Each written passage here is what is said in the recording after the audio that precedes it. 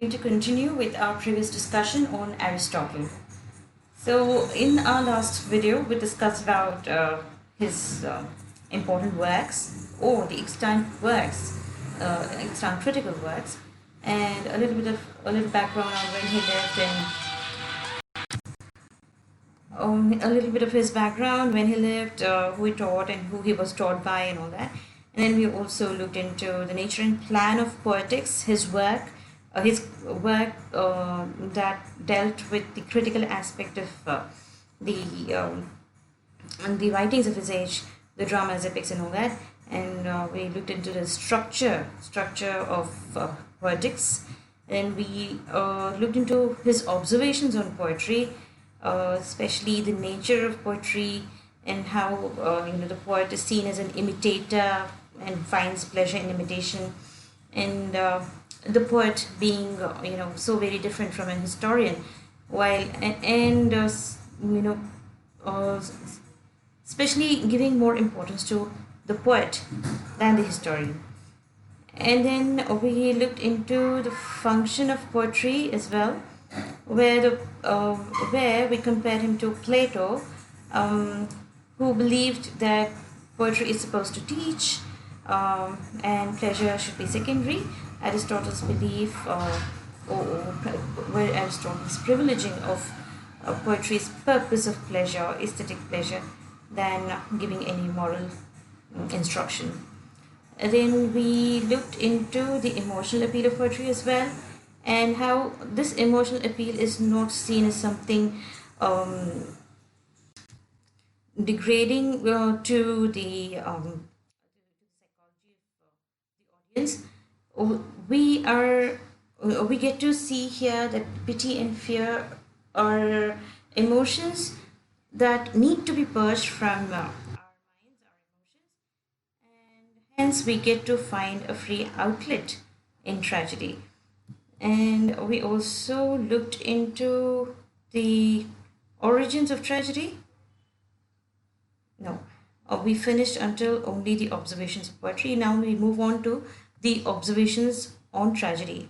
Observations of tragedy as in Aristotle's observation on tragedy. We see that he has dedicated quite a few chapters in his poetics, um, from 6th to 20th chapter, you know, from 6th to 20th chapter, nearly more than 14 chapters have been, if you included the 5th chapter as well, more than 14 chapters have been devoted to tragedy alone. So he had quite a bit to say about tragedy.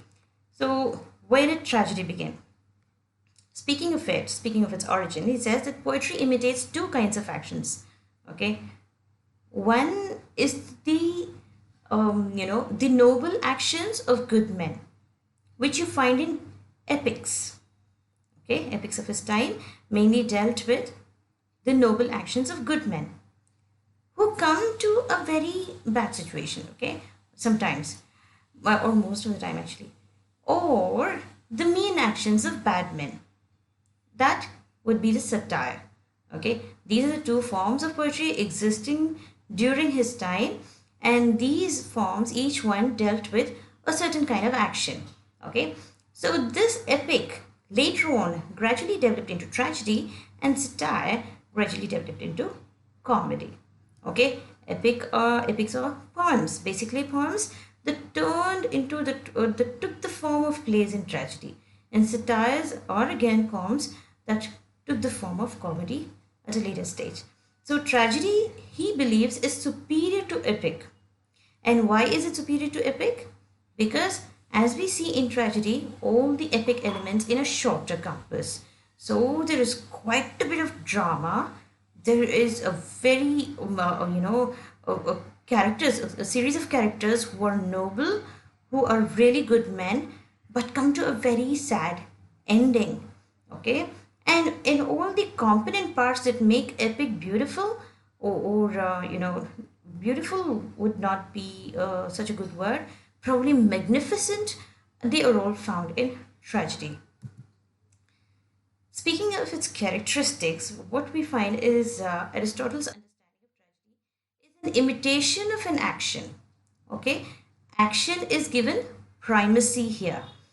Imitation, tragedy is an imitation of action that is serious, complete, and of a certain magnitude.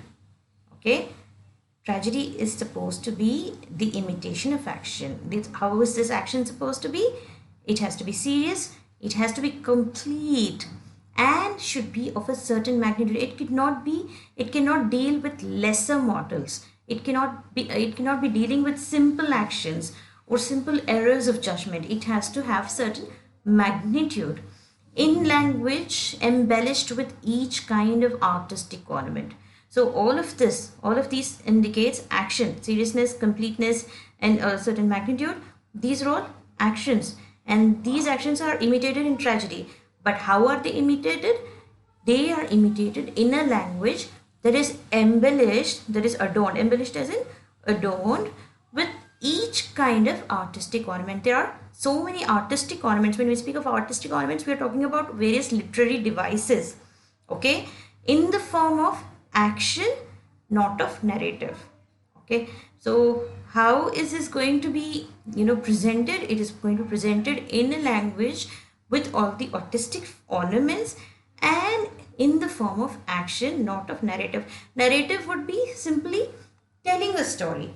Action would include speech, dialogues, or a certain a certain plot. All of these would include action.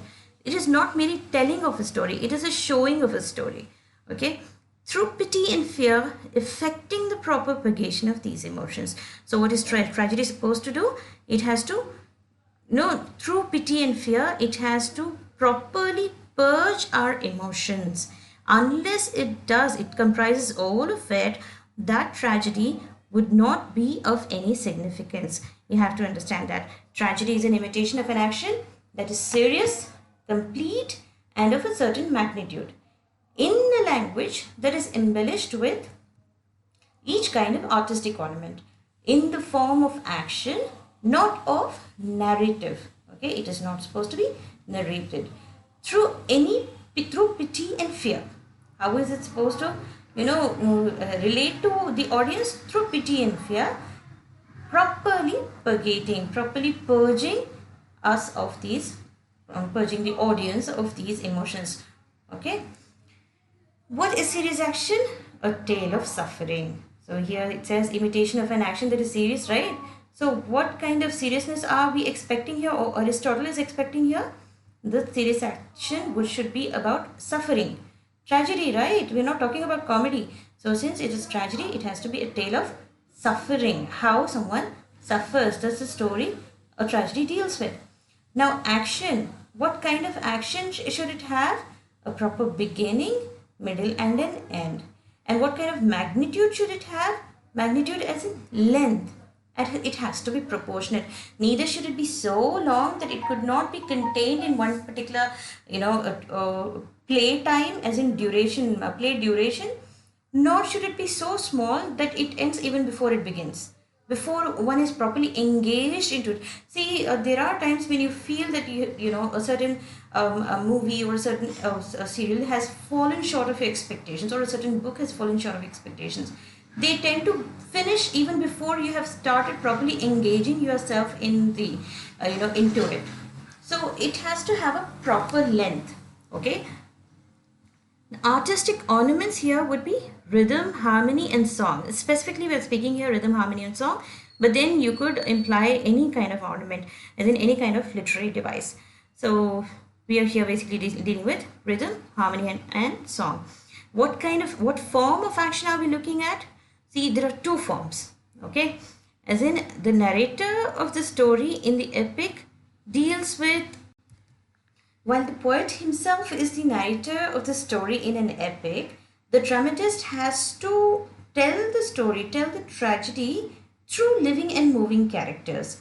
Okay, so in the first case, that is in epic, all the epic poetry, the poet himself is the narrator. He is the one telling the story of some person, okay, the protagonist. Whereas in a drama, the dramatist tells the story of a tragedy through living and moving characters. So he needs he needs to bring into life certain characters on stage to tell the story. Okay, so the dramatist takes a backstage here. His observations on tragedy would also include its constituent parts. We need to look into the constituent parts. According to Aristotle, there are 6 parts of tragedy: plot, character, thought, diction, song, and spectacles. Now, plot, plot as in the structure of a play, how it is structured. The plot, character.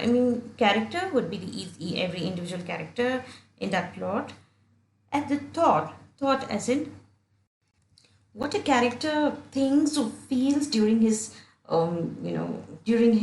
career in the play. Okay, the character, we're not talking about the person who is playing the role of the character, we're talking about the character himself, what he thinks or feels during his play. It reveals itself in speech.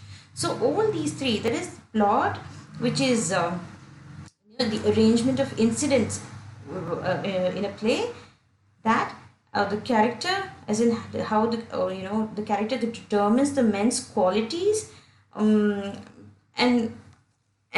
thought, that is what the character is thinking or feeling, which is revealed through speech. All these are imitations of object. Okay, these are objects, they imitate, they are bound to imitate. Now plot is imitating certain real incidents or any kind of incident. Character again imitates people. Thought imitates, well, a set of thoughts. Okay. Now, the next part, diction and song. Diction would be the language used to express. They would be the ornaments, they would be the words embellished with each kind of artistic ornament. Okay, diction and song. Song again, it's used for embellishment to make the tragedy beautiful. You need songs in between. So diction and song are the medium of imitation. How? Medium as in how it is imitated. These are objects of imitation. These are mediums of imitation. Now, what is the manner of imitation? How is it all of it put together into a play, into a tragedy, and how is it presented? In what manner is it imitated? In spectacle. Spectacle as in it is made to look good, it is made to look great. Now you may say this is something that is not a writer's job. It is not the job of a playwright to think about the stage props and all that thing. But nevertheless, it does play a part. Sometimes we see that the play in itself is good enough without the added spectacle to it. Your spectacle would simply imply this stage props and the stage settings that bring to life the characters and everything. The character themselves, if they act it out well, it becomes a living thing. Anyway, this is not that important to some extent when it comes to reading a play. So these are the constituent parts of a tragedy. Now, again, we find a kind of argument against the plot versus character, which is more important. Well, plot is the arrangement of the incidents, as I said earlier. Plot is the arrangement of the incidents. Tragedy is an imitation. Okay, tragedy is an imitation not of men but of action. Hence, this arrangement of incidents means that it is about action itself. Okay, how the characters are acting and of life. It is not, tragedy is not merely about imitation of men, about people, because if it were about people, character would be given prime importance. Okay, what is given more importance is action and life, imitation of action and life consists in action. So here action is given primacy, hence plot is given more importance here. Now, without action, there cannot be a tragedy. There may be without character. Again, character is given second place here, mainly because there has to be an action, and action would result in the characterization. See, it is what we do that makes us. Okay, I may call myself a very good person. It does not matter. I may claim a certain character trait that I may or may not possess. But it is my actions that will tell you what kind of person I am. You understand? The character, how is the character determined? Only through action. So you see the logic behind the primacy of giving plot more importance than the character themselves. Some may say that characterization is more important, but Aristotle rightly believed, to my understanding, Aristotle very rightly believed that it is our actions that make the character. So in a play, it is the actions that determine the character, that make a villain, a hero a hero. Alright? Character determines men's qualities, but it is their actions that they are happy or reverse. So character in a play determines what the men's qualities are. But how is it determined? It is only through their actions. Now, when you look at the other constituent parts, what you see is plot imitates action. It's just an observation. Plot imitates action, character imitates men, and thought imitates mental and emotional reactions of men to the circumstances they find themselves in. Okay, what is plot imitating? Plot is imitating action. Character is imitating men. Thought is the imitation of our mental and emotional reactions of men to the circumstances they find themselves. So how do they create? How is a tragedy or any genre, any subgenre of drama created? How are they built? They are built on the lines of our natural responses to our to our real life situations. Okay. So the medium that is used is diction and song. These are the ornaments, the words that are used and embellished with each kind of artistic ornament. The words that are used. So this is the medium. Without this medium, there can be no play. Mere actions would indicate mind, and those actions require the support of diction and song. And the manner in which a tragedy is projected, the spectacle or stage representation. The spectacle is nothing but viewing, how it is viewed. Okay, the drama has to look great. Okay, look great, look magnificent. Only then you would be awed by it, inspired by it to possibly feel along with it. Okay, it has to connect to you somehow. It is connected least with the art of poetry, concern of the stage mechanic. So it is not concerned with the art of poetry. So it doesn't have anything to do with the poet, but more to the dramatist. Okay, the dramatist may imagine certain stage settings, or a stage mechanic would do the job. The power of tragedy is felt even apart from representation and characters. So you don't require, spectacle to appreciate a good tragedy. But if it is good enough, it can still impress upon you without the artificial or the stage props. The structure of plot, the soul of what is the plot structure of a tragedy?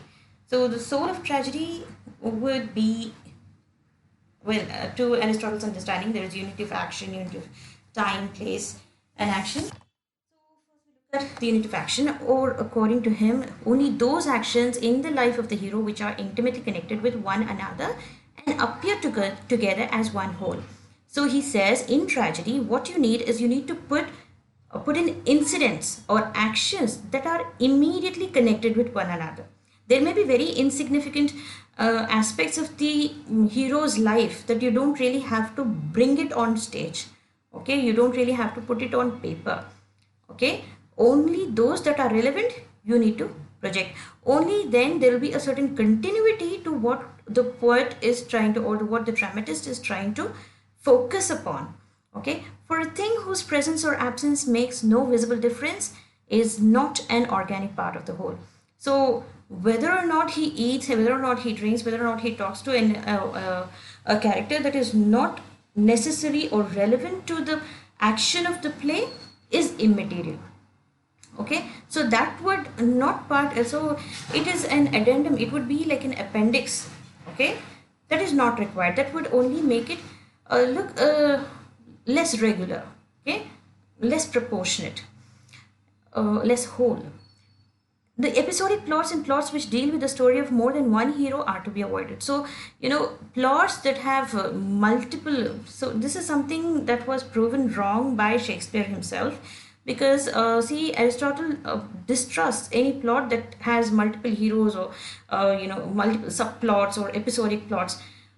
He believes that the focus is deviated from the main plot, so that should not happen. He believes the intensity of the main plot would be reduced with the introduction of the subplot, which has been proven wrong. But he has based his judgment, which he has based his inference mainly upon the works of his time.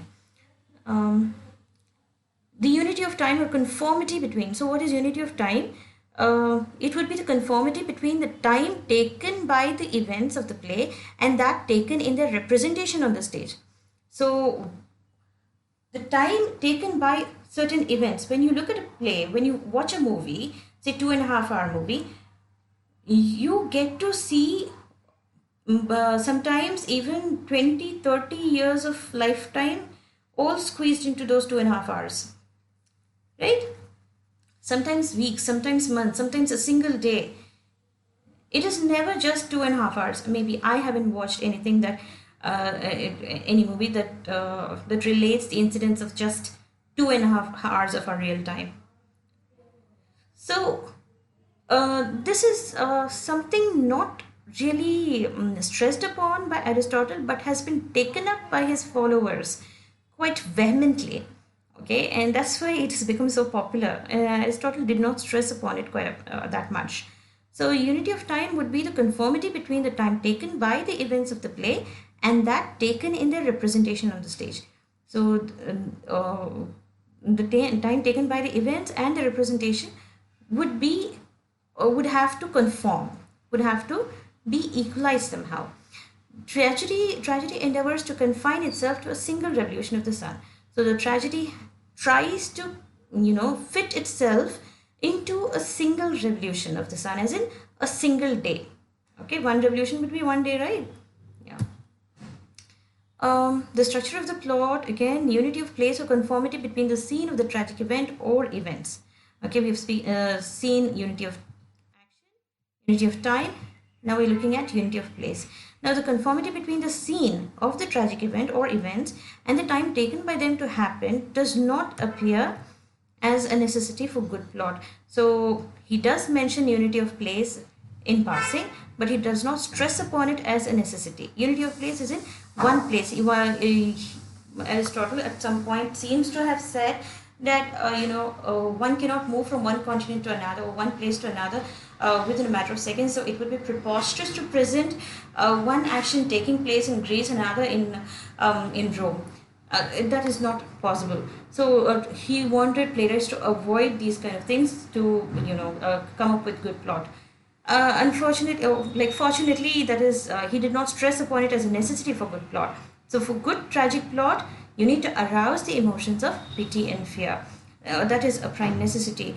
What tragic plot has to arouse these emotions. And the change of fortune. See, this is how tragedy works. A person, the protagonist, is well and good to begin with.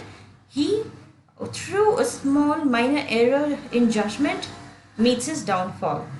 And the accompanying misfortunes, the disaster his life becomes, that's what the tragedy would be about, right? So it cannot be from bad to good, it has to be from good to bad. His fortune should be from good to bad. He should be happy in the beginning and sad towards the end. Unhappy ending more suitable for tragedy. A tragedy has to have an unhappy ending. It affords true tragic pleasure. Okay.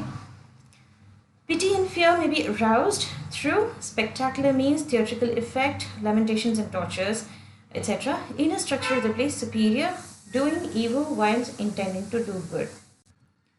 So you could use spectacular means or theatrical effects like lamentations and tortures, or it could be internal. It could form the internal core of the structure of the play itself. Like for instance, there are instances where a brother kills his own brother, the protagonist kills his own brother, and later on he finds out, and that seems to be become his tragic downfall. For instance, King Lear, he has a small error in judgment. He believes, his eldest conniving daughters to be the be more generous and kind towards him, and unfortunately he makes an error in judgment. When he sends away, he banishes his younger daughter, who is the good one. you know uh, the seemingly the ones that are apparent to the audience, but the protagonist himself fails to see. These things could be, uh, though more subtle, will be more effective in bringing about, in arousing the emotion of pity and fear in the audience. All right, and this kind of this effect would be far more superior to the more theatrical effect, where there are too many lamentations and there are like physical tortures, and this would have only a kind of superficial effect. This would be far more profound. Okay, now the plot could be divided into two. It's divisible into two according to Aristotle. Complication and denouement. Complication would be that which ties a tangled knot in the events. Okay, there is life that is flowing smoothly of the protagonist, and there is a complication. Okay, the plot has to have a complication, and it should unravel itself. It should end in denouement, where it unties, where it unravels, where everything becomes clear. Well, there are many kinds of divisions here. This is an Aristotelian division. There are many kinds of divisions where we have, you know, okay, we will talk about it later. Right now, for the lack of time, we'll just move on. There is a simple and complex plot. Now, a simple plot would be that which is just we just have a complication in denouement. A complex plot would be where there is an actual fatal flaw, what we call hamartia. Hamartia is a fatal flaw leading to the downfall of the protagonist. For instance, there is the protagonist is there, who is kind of noble, who is kind of good, and more ambivalent in nature, but he has this one fatal flaw. Okay, every tragic hero has a fatal flaw. For Hamlet, it's procrastination. For King Lear, it is pride, a little bit of pride, and a certain error in judgment. And when you look at Macbeth, he is weak-willed as compared to his wife. And but when you look at all the tragic heroes, you see that each hero has a fatal flaw in him that leads to his downfall. Okay, that brings about his downfall. Now, anagnorisis would be a change from ignorance to knowledge. So, anagnorisis, what is anagnorisis? When this ignorance is lost. Okay, losing ignorance could be really hard on some people, especially a tragic hero. When he realizes his mistake, that would be anagnorisis. Okay, anagnorisis would be a change from ignorance to knowledge, where when he realizes that something he has done in ignorance, okay, he realizes his mistake. Peripeteia is a reversal of the situation. When the reversal of intention and deed done in blindness, defeating its own purpose. So what happens? There is a reversal of fortune sometimes. Okay, so what happens after an anagnorisis, the person repents, tries to grovel, tries to come out of it, puts in all the effort he can to come out of a situation. That would be peripeteia. There is a reversal of fortune once again. Okay. Well, peripeteia would actually imply that he is restored to his original state. Okay, but a tragedy cannot end in a happy ending, right? So this peripeteia should simply end at the knowledge that he has gained from his ignorance, from his error. Okay. Then the tragic hero, making observations about the tragic hero cannot be an eminently good man, as his downfall will not produce pity and fear, but shock and revolt. So the tragic hero cannot be a very good man, because if a very good man who is totally flawless, if he is made to suffer, we won't feel pity and fear. We will be shocked and we would want to revolt. Okay, will be driven to revolt if we see a good man suffer. A tragic hero cannot be a bad man either. Okay, why? Because His downfall will not produce pity and fear, but it would seem only reasonable. A bad man, he got his just deserts. So it's just reasonable. So there is nothing to induce, to bring in this pity and fear in us. Again, a tragic hero cannot be an utter villain. If he is a very, very bad man, we're just talking about Batman here. If it's a very, very bad man, it's not a villain, as it would only provide us a sense of justice, because we'll feel justified, we'll feel a sense of gratification when this villain meets his end. We would call it just deserts. Okay. A man who is not eminently good and just, yet whose misfortune is brought about not by vice or depravity, but by some error of frailty. So, what kind of tragic hero would be required? A man who is not eminently good and just. He should not be good and just, eminently good and just, yet whose misfortune, whose bad time, whose downfall is brought about not by vice, not because he is a bad person. Okay, not because he is a depraved person, depraved as in really bad person. Okay, but because some error and frailty, some weakness, some small weakness or some error in judgment, because of which this man, who is not very good but just ambivalent, that person is, meets his downfall. Well, as far as Aristotle's value of criticism is concerned, it is invaluable. Even though quite a few of his theories, his understanding of literature of his time may be seen as a little flawed, they still have stood the test of time. They're still considered as the manifesto that really started off the trend of, critical theory. Because see, Aristotle's approach is entirely scientific as opposed to general. He does not make any general observations. He does make general observations, but the approach is scientific. Okay, he makes a distinction between poetry and politics. So again, an important understanding and a necessary understanding how politics would, affect or bring in or needs to bring in a change in society, whereas poetry's job is not to change society but to cause pleasure and refinement to the social structure or the social understanding.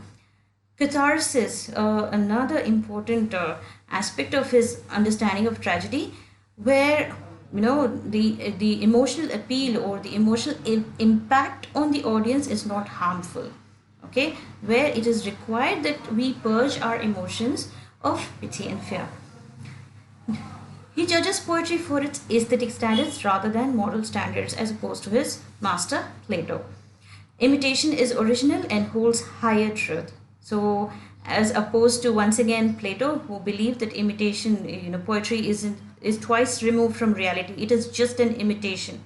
He believes that he agrees that Aristotle agrees that poetry is imitation, but he also believes that this imitation is far more real, far more original, and holds a higher truth.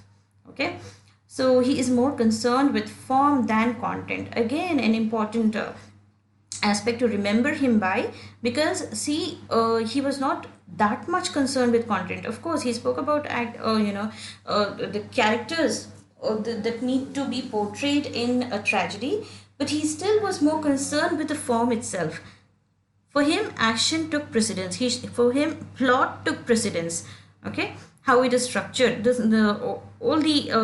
He saw them very scientifically. He rather operated on them in a scientific manner to bring out all the nuances, all the important components, so that you get to look at them and understand them far better than a general observation would provide for you. Well, this is all for now. Thank you. Stay safe. Be happy. Jazakallah khair. Assalamu alaikum.